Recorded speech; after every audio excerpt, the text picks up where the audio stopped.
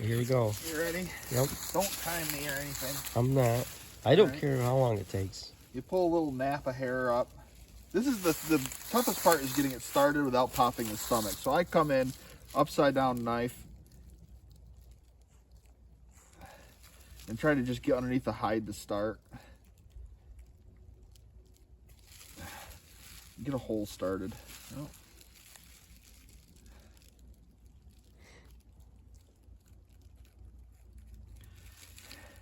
80% of the time you're going to pop the stomach. At least I do. Oh, okay. Because the stomach's right there. The actual organ. All right? Yep. My dad had this special technique where he stuck his fingers under the skin once he got the hole. He'd stick 2 fingers like this and put the knife in the middle. And all right. run it up through so it keeps the stomach away from the knife. Yeah, kind of like that. Kind of like that. I think you got it. Yeah. This is just the beginning. Then go through the udder on it. Split it right down between the nipples. You know, Tom, a boy deer will have different equipment down here. I know. You know, they're 2 genders, right? 2? Yes. Okay.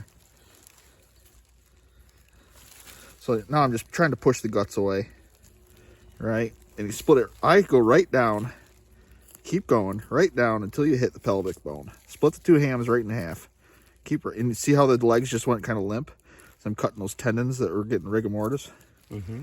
So just keep it right on going, and that's pelvic bone right there. And I come back up here.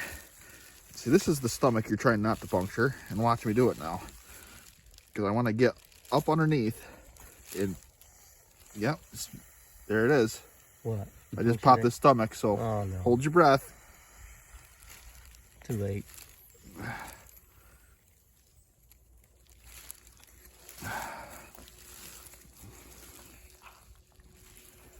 It's not bad. But what I'm trying to do is get this opened right up to the brisket. Right? Right up nice and high.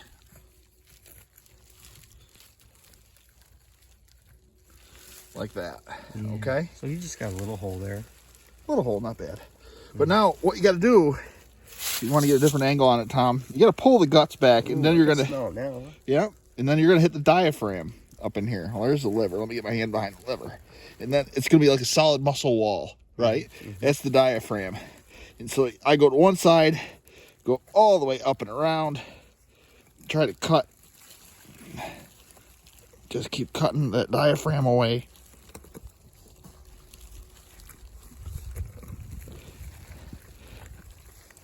The best you can.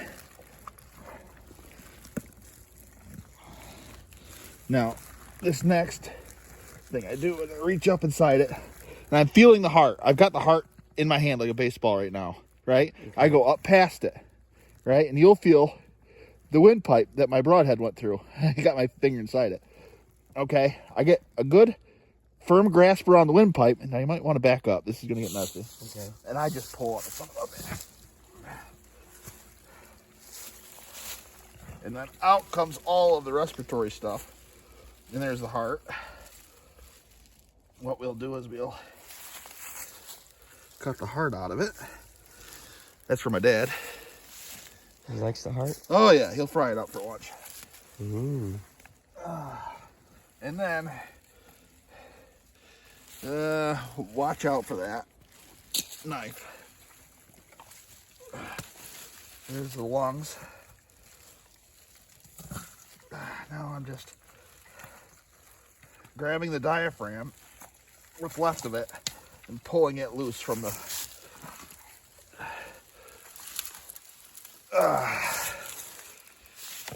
rib cage.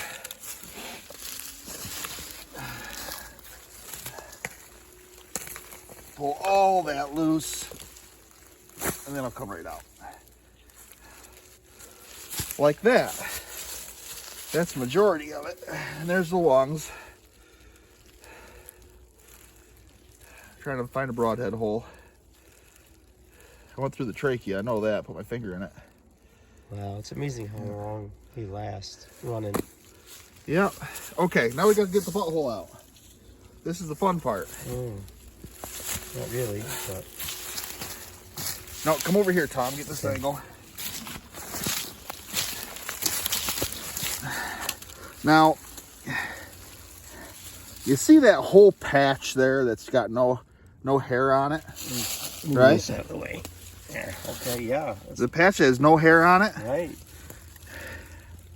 You want to go big and wide around it, just as deep as you can, because there's all sorts of ligaments and muscle connections to control that butthole, right? You got it. You got to get those all cut away. Now you do run the risk of puncturing the bladder, but I've never found that to hurt anything at all. Everybody goes, "Oh, it makes the meat taste bad, or it makes the meat spoil." Never had that happen. When you're trying to pull it out. Yeah, and it'll go one way or the other. Either come out through here. That's the way it's going to come today. Came back out through there. Okay. There's the butthole. Now I can touch fingers. Aye. Okay. Yes. That's the real dirty work part of it.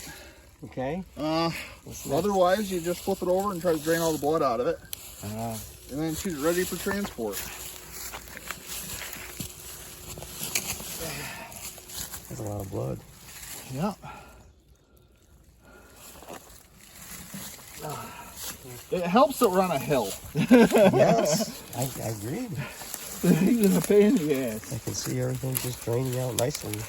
Ready, Tommy? No, it's a big doe. It is big down. There. That's what we wanted to do. Oh, you better put your heart in the bag. Yep, it'll go in the glove. You don't want to. That's a nice big doe. It is a nice dog. How many pounds do you think?